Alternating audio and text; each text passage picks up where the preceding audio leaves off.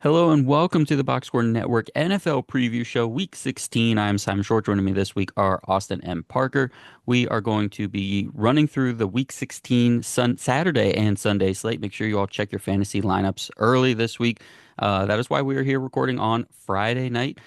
We are getting this out Saturday morning, so this will be relevant still for your Sunday and Monday games for an extra day, and we will have you ready for your Saturday games. When we get into this, let's make sure we get our game of the week here at the top, you guys. We have Real Eagles at quick, command. is Uh, my sign too bright? Y'all um, can't really read that, can you? Hold on, let me. what? Let's. What is that? Oh Is that better? gosh. Is that all right? Uh, he did it. He did it. He did it. He He did did it. it. Jingle balls. Oh man. That's hilarious. You Well, welcome, yeah. welcome to the show. Welcome to You week 16. This is yeah. what we've This is come Box to. Score Network. Thank you all for being here. It's been a If you're pleasure sticking having you. around, yeah, Yeah. we either loved it, we appreciate your time, or we appreciate you all the more for sticking around. I thought that was going to be a really clever plug for the Tricky Takes podcast. Everybody go listen to the Tricky Takes podcast, but that was kind of a twofer. That was good on you. I just needed a reason to like get full frame in camera, and that was Right. the best thing I could think of to like get That's a me. good one. Yeah. Again, I'm Tricky surprised Takes the cat podcast. wasn't the first go-to. I had to keep the cat out because she would have been Yeah. into these. She loves Playing with the balls. Yeah, playing with the jingle balls. Yeah. that would have been tough. I All don't know if right. we can do Well, a cat and that sweater at the same time. I think too many jokes write themselves Yeah. on that one. Yeah. Well, anyways, so game of the week, Eagles at Commanders. The Philadelphia Eagles are favored by 3.5 on the road. A couple injury updates. Zach Ertz and Jeremy Chin are both in concussion protocol. Both seem to be trending the right way for Washington, but with concussion protocol, you never know. It's really just if they don't clear at any point in the week, it's always up in the air, even if things are trending well. So both guys have been practicing, moving through, but we'll see what actually happens come game time. Um, and that's it. Philly is pretty healthy on their end. So Austin, what are you looking at for this game? I really want the Commanders to win this. I want to see them sneak into the playoffs. I have been trying to think of a good reason, and I've got a few, but I'm leaning still towards the Eagles, unfortunately, and it's mostly because the Eagles' defense has really stepped it up recently, especially their cornerbacks. And I think it's gonna be tough for, Jaden Daniels, while he's playing really well, still has his rookie moments plenty. Parker, what are some of your thoughts here? so as bad as I want these two teams to just tie, like anytime there's an NFC East matchup, I pray for a tie, as long as the Cowboys aren't playing. But in this scenario, like it's very easy, like pick the Eagles here for me. Just based off of looking at like how these teams have been trending the last, few weeks or so. Like the Commanders lost three in a row to three, I mean, two good teams and then the Dallas Cowboys, but they lost to Pittsburgh, they lost to Philly, and their last two wins were one to New Orleans that they almost lost, like were a 2 point conversion away from giving that game away, and then they beat Tennessee. Like so, the fact that they haven't had a solid win in the last 5 weeks, and Philadelphia is just like full steam ahead, like I'd be silly not to pick them. Yeah, in terms of playoff implications as well, both teams still have a lot to play for. Philly has clinched their place in the playoffs, obviously.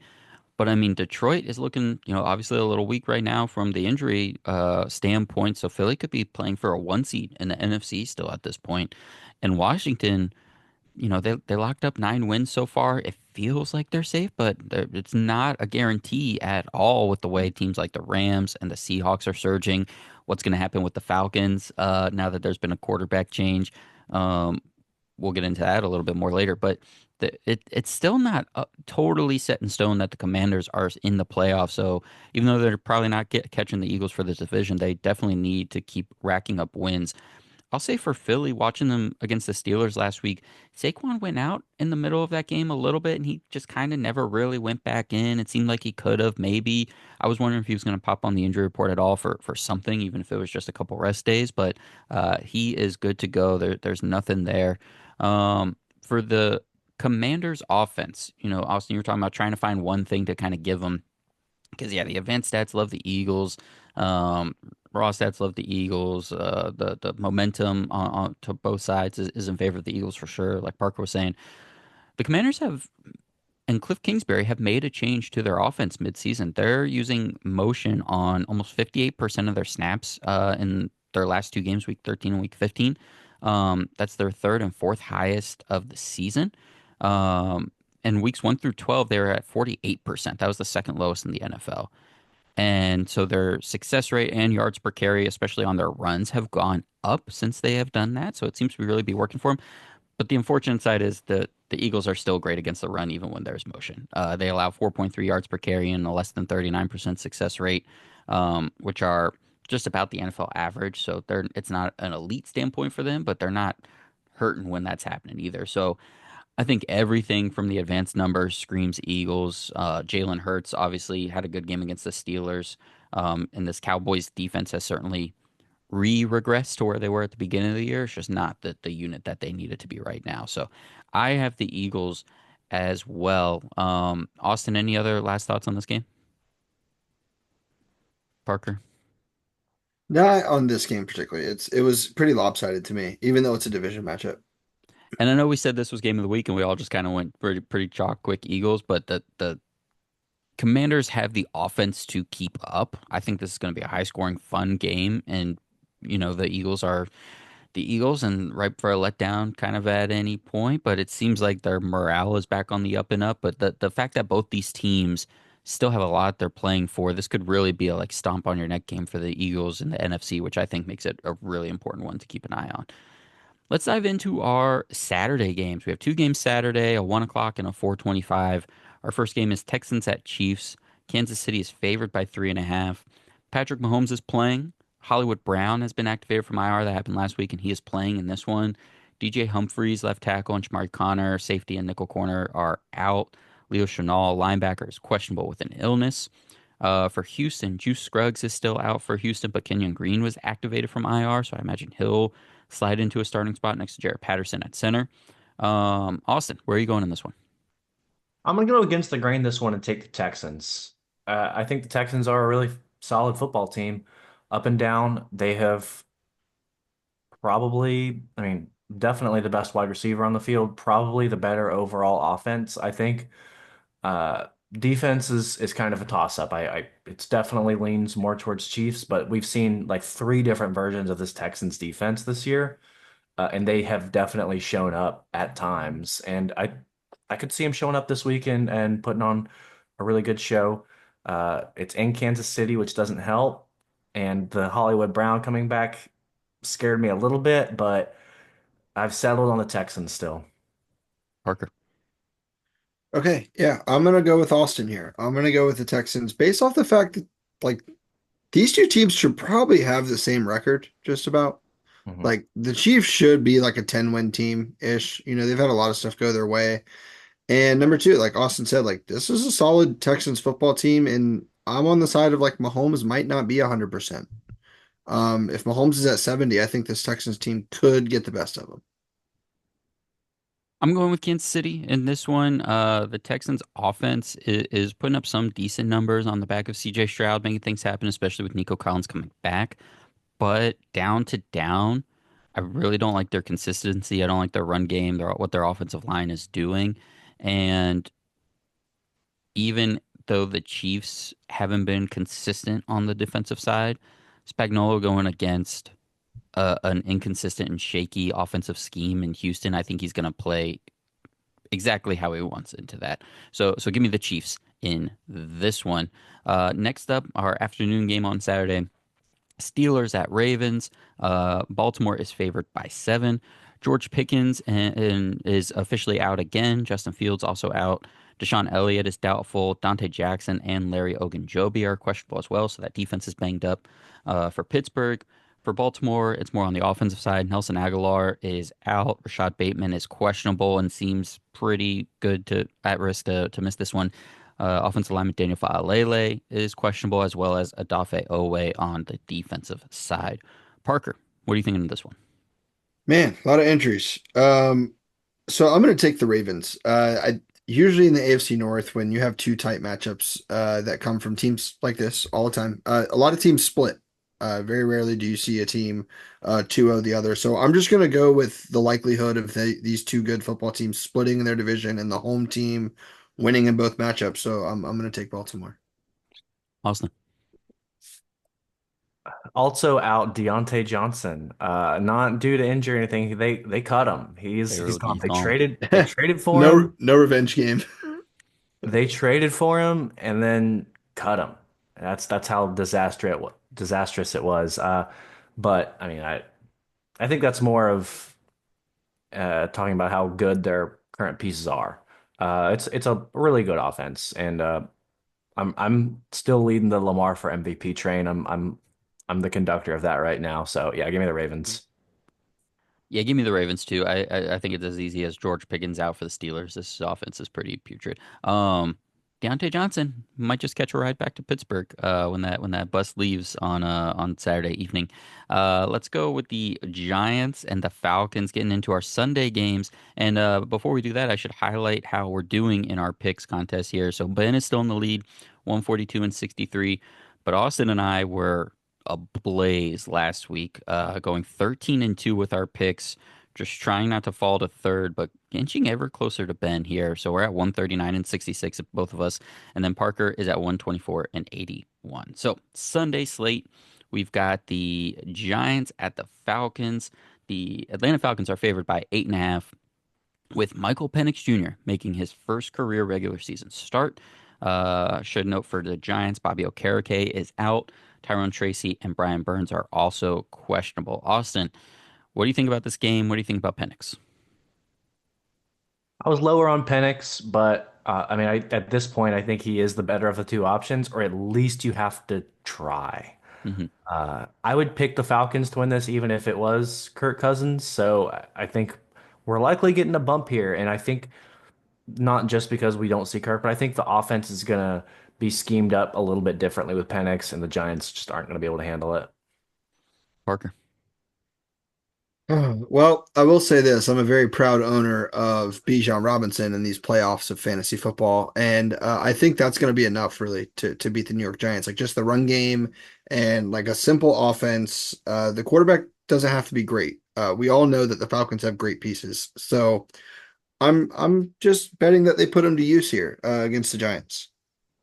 Yeah, give me the Falcons as well. I'll be interested to see a quarterback move in this offense and see what that looks like a little bit for Atlanta. Next up, we have the Detroit Lions, the Chicago Bears. Detroit is favored by 6.5 on the road. David Montgomery is out, along with Aleem McNeil and Carlton Davis, who are on IR. Montgomery not quite on IR yet, but he is not going to be playing this one, obviously. Brian Branch and Graham Glasgow are both questionable as well. I think Branch is the more questionable person of the two there.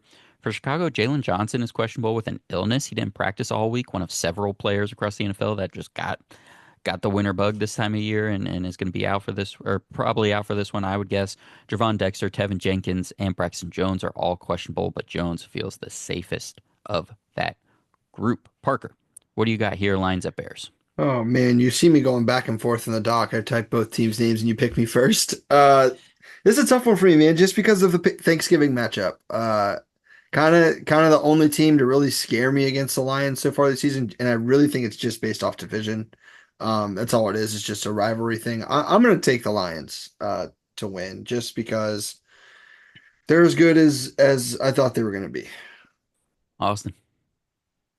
Yeah, I'm going Lions. The laundry list of injuries does scare me, especially long term. But this week against the Bears, I feel pretty comfortable. Listen, every game in the NFL is against professional football players, against professional football coaches. But this is a nice kind of game for the Lions to figure out what they got in guys, which they've been doing all season. But can you continue to do it now against the Bears here? Give me the Lions in this one. Titans at the Colts. Indianapolis is favored by 3.5. For the Colts, Alec Pierce and EJ Speed are both out. Ryan Kelly is questionable. For Tennessee, Kenneth Murray and Tony Pollard are questionable again. But Mason Rudolph is at quarterback. Austin, what do you got here? I'm going Titans. The Titans defense is really solid, and I think they'll be able to uh, stop a pretty mediocre Colts offense at this point. We really haven't seen them uh, hit their stride at any point this season. Uh, so it's a lack of belief in the Colts for me that puts the Titans over them. Parker. See, the thing about the Colts for me is that it's hard for me to just throw away the fact that the Colts were, what, 4 inches from Jonathan Taylor not dropping the football away from being up 2 scores on the Denver Broncos last Mhm. week. That I think would have changed the football game completely. So I want to see the Colts bounce back here and beat the Titans. I do think Denver has a much better defense than Tennessee, and think that maybe this week they don't let it get the best of them. Yeah, I'm going with the Colts as well. Sneaky, okay to average defense this year for them. And doing that against Mason Rudolph, I think we'll be able to get the job done. The offense does just enough. Give me the Colts in this one. Next game up, we have the Rams at the Jets. The Rams are favored by 3 on the road. Michael Carter, the second, is still out for New York. Quinn Williams is questionable, unlikely to play with a soft tissue injury. Elijah Vera Tucker and Braylon Allen are also questionable. Parker, what do you got here? So earlier this week, I took the Jets based off one thing. Aaron Rodgers is really good at playing in the cold, and I think the weather in New York tomorrow is supposed to be like 19 degrees around kickoff. And Peyton kind of realized with me as well that like you look at their whole roster, they're all from Green Bay, so they're all good at playing in the cold. And I think these guys that have been down in LA staying warm, I think they might have some difficulty in Jet Stadium to beat this Jets offense. Really, that's kind of come together a little bit last few weeks, putting up some points. So we'll see. I'm gonna take the Jets. Austin. I've got to go Rams. You did make some good points, but not enough to sway me off the Rams. I've been pretty heavy on the Rams, and if you've heard my take about when a head coach is fired and a new guy steps up and takes their place, you've got Sean McVay going up against the guy who is not really an NFL head coach, and I think that's kind of the overarching theme for me this year is I just take the good head coaches when they're going up against someone who really shouldn't be there. Yeah, give me the Rams as well. I'm not getting swayed by a good Jets performance against that Jaguars team last week. I'm not getting wrapped up in that. Give me the Rams in this one. Cardinals at Panthers. Arizona is favored by 4.5. Paris Johnson and Mac Wilson are both out for Arizona. Evan Brown and Sean Murphy Bunting are questionable. For Carolina, Xavier Legette is out. Jadeveon Clowney, Robert Hunt, Jalen Coker, Ike Ekwonu are all questionable. Hunt and Ekwonu both came down with an illness during the week and did not practice. Just to add to that list. So, Austin, where are you going in this one? Give me the Cards. Like I talked about, it was about time the Panthers came back down to earth last week. It happened. I think they're gonna probably hang down there for the rest of the season, if I had to guess. Parker? Yeah, I'm with also on this one. I'm gonna take the Cardinals. Cardinals have not been impressive whatsoever. Panthers have looked a little better, obviously second half of the season, but I'm gonna take the Cardinals here. They're just like they're just a better football team by enough for me. Yep, I'm going with the Cardinals as well. It was fun for the Panthers. Now, just kind of go back where you're supposed to be. Browns at Bengals to round out this early slate. Cincinnati's favored by 8.5. Martin Emerson, David Njoku, and Cedric Tillman are all questionable in this one for the Browns. For Cincy, Sam Hubbard is out. Orlando Brown is questionable after missing a couple games with a leg injury. Parker, what do you got here? Yeah, I'm gonna take the Bengals. Knowing that DTR's, another thing, Yes, thank you. Mention that. talk to Peyton about this week is like if Jameis was in this game, I'd be a little more inclined to maybe go the other way just because the shootout temptation that this game could have. But the fact that DTR is playing quarterback, like I just don't have the faith that he can keep up with a Joe Burrow on his best night, really. So I'm gonna take the Bengals here in a pretty easy one. Yeah, thank you, Parker, for mentioning that. James Winston has been benched by Cleveland. He's also on the injury report, so I don't know if that was like a little ego saving thing or whatnot. But James Winston is out. Dorian Thompson Robinson is in. Austin, what do you got in this one? If I've learned anything, Jameis Winston's gonna get a start again and then just be lights out. That's just how it works. But yeah, for this one, I'm gonna have to go Bengals. Bengals still have a very, very slim chance of making the playoffs somehow. They have to win out for that to happen. I I actually think they have a chance of winning out. Now, the rest of the dominoes that have to fall Right. is not going to happen, but I think they're going to do everything in their power and win this football game. Yeah, this being the week, and I get it for the Browns, but this being the week that Jameis gets benched is really unfortunate for everybody else because it would in what is going to be a shootout game where the Cincy's defense of issues would have really played well for Jameis. It is unfortunate for us that he will not be playing. But I'm going Cincy as well. That offense is too high powered. Getting into the afternoon slate here, we have the Vikings at the Seahawks. Minnesota is favored by 3. Both teams pretty healthy in this one. Geno Smith and Ken Walker both good to go. Steph Gilmore is going to be back for Minnesota as well. Austin, what do you got in this one? Gotta go with the Vikings here. Again, following the trend of the Seahawks not being very good at home.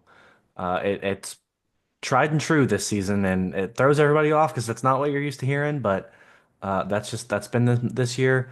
And Gino got a little banged up. I know Kenneth Walker's hurt, but I think Charbonnet's out. It's just yeah, it's everything's kind of speaking Vikings to me. Parker. Yeah, same here, man. Knowing that who's under center for the Seahawks and knowing who's in the backfield or not knowing who's in the backfield, really, at this point, like Austin's kind of saying, you got to lean Vikings. One of the better defenses, one of the hotter teams in the NFC. I don't see him hiccuping here. Yeah, give me the Vikings as well. Geno does so much to keep that offense going, but against that Vikings defense can be too much. Patriots at Bills. Buffalo was favored by 14.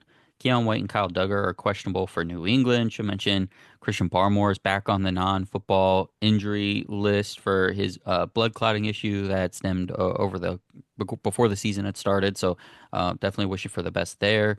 For Buffalo on the injury front, most of the you know defensive back seven is questionable as per usual for Buffalo. Parker, where are you going here? So sorry for all you Josh Allen fantasy owners, because the Bills are going to win, but this is going to be like 19-13. This is just like that classic Patriots should blow out the Bills game, or Bills should blow out the Patriots game, and the Patriots make it ugly for no reason in the cold. So I'm going to take the Bills to win, but it's not going to be a pretty football game. Austin. Bills, there's not really too much to analyze here. Yep, Bills. All right, Jags at Raiders.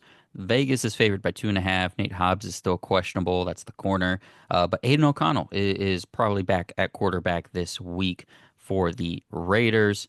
Austin, what do you got here? Aiden O'Connell is the swing vote for me. I like him enough to where I'm comfortable taking the Raiders to win with him at the helm. Parker. Yeah, I'm taking the Jaguars. By the way, this is in honor of Ben not being here this evening. This is Ben's No One Gives a Flying Flip Game of the Week. Called it on Tuesday. The fact that he's not here, it's only right to continue to think that this would be his pick. If you guys agree, I'm going to take the Jags in this one. Yeah, great call by you. And Shout out to Ben. Ben has the Raiders in his No One Gives a Flying Flip Game of the Week since we're going to bring him up. Yeah, shout out to Ben, shout out to the Parker family. Having a good time this week. So thank you for that, Parker. Little Ben rendition. We appreciate it. I'm going with the Raiders as well. I actually did have the Jaguars until I saw Aiden O'Connell was playing, which man, getting a Shefty bomb there that says Aiden O'Connell playing and that having an impact on my life on a Friday was not what I expected my life would be at, but here we are. Our last afternoon game of the Sunday slate. 49ers are at the Dolphins. San Fran is favored by 1. Trent Williams and Isaac Guerrero are both out, and Nick Bosa is questionable. Jalen Waddle is doubtful for Miami. Teron Armstead and Tyreek Hill are also both questionable. Parker, where are you going here? So I'm going to take the Dolphins, based off the fact that I'm out on this Niners team. Not that I'm in on the Dolphins, but this Niners team is just not it for me this season. Austin. I'm with you. I think that's accurate. The 49ers are not it this year. They've had too many injuries, and even when healthy, they don't look good enough. Not that the Dolphins have looked great, Right, but exactly. I mean, we need to see Tyreek Hill step up. I think his longest pass since like week 3 is 30 yards. Like he's not been himself. And with Waddle out, he's going to have to step up. So I'm looking forward to that, hopefully. Yeah, the thing being questionable. I forget if it was elbow or wrist, but yeah, he said it's something that's been bothering him all season that he's going to get surgery on. And something personal was also listed on the injury report for him. See, as much as I'm with you guys on the I'm out on San Francisco this year because I definitely have been. Like, look through the picks, look through like I've been picking against them all season long. I don't like what I'm seeing. This is classic Super Bowl hangover year. Man, I'm all the way out on Miami. And if San Fran has reminded us of anything, is they're just going to beat up on the bad teams this year, and they're just going to be physical and make life hell for them. Um, and Miami, man, just not it. They're just not built for this. To play in the winter, to play in big games, play good teams. And though the 49ers don't have the talent they need right now, they're still structurally a good team, and I'm going to trust that way more than I'm going to trust what Miami is doing. So give me the 49ers in this one. Let's go to Sunday Night Football. Bucks at Cowboys. Tampa Bay is favored by 3.5. Antoine Winfield is out. Cade Otton and KJ Britt are doubtful. Micah Parsons is questionable, another illness there. Trayvon Diggs is still out. Eric Kendricks and Jordan Lewis are also questionable. Austin, what do you got here for Sunday night? I've got the Bucks, and I think the Bucks should handle this one pretty well. This is two pretty weak defenses going up against each other. The Buccaneers more so weak, especially with Winfield out, than the Cowboys. But I mean, the Buccaneers offense is just several tiers, leaps and bounds better than the Cowboys. So I think that cancels out any slight advantage that the Cowboys have on the defensive side of the football. Give me the Bucks to win pretty comfortably. Parker. So, give me the Dallas Cowboys. Not much to it other than the fact that everybody else is betting against my team. So I'm gonna stick one up for us and plant our flag in the ground and draw the line in the sand, some might say. Dallas has been closer, more competitive in the last couple of weeks than I think many expected. At least I definitely expected. But Austin called last week's game where Tampa's offense just ripped through that Chargers defense, and I think going that's going through a brick wall, and this is going through a piece of paper, unfortunately. So give me Tampa Bay in this one. Monday Night Football. Let's finish things out. Finish things out. Saints at Packers. Green Bay favored by 14. We don't have official injury designations yet because we're doing this a day early. But Alvin Kamara is doubtful. He hasn't practiced for 2 days. Rattler is in at quarterback for New Orleans. MVS and Chase Young also haven't practiced yet. For Green Bay, Jair Alexander seems healthy, but Quay Walker and Javon Bullard have yet to practice this week. Parker, where are you going here? So I am going Packers, plain and simple. I mean, dude, they've been the best second team in a division or third team in a division, I guess, considering they're behind the Minnesota Vikings, but they're uh they're going to be hard to stop no matter who they play. So over this Saints team, you got to take the Packers. Austin. Yeah, uh, this is probably gonna be the biggest blowout of the week if I had to guess. Yep. This would be a good one. Everyone can end their Monday night a little bit early before the holidays. Get to the holiday slate. A little bit early, maybe by halftime. All right, that is going to do it for our picks. So now let's get to our bets of the week. Austin, take us away first. All right, I'm gonna start out with my kind of give me. This is a minus 425, so not a whole lot of risk here. It's for the Houston Texans to not score first and lose. So if either of one of those things happens, or yeah, so I need them to just not score first or not lose. If both of those happen, I'm boned. But I picked the Texans, so I think they're gonna win, and I think the Chiefs might score first. I don't know. It's a interesting, but I've never done one of these before. But I saw that one and it jumped out at me. So yeah. Minus 425. So what are you putting on that? And what happens if Oh, you don't hit it? yeah, just 10 goats. So Okay. not too aggressive. All right.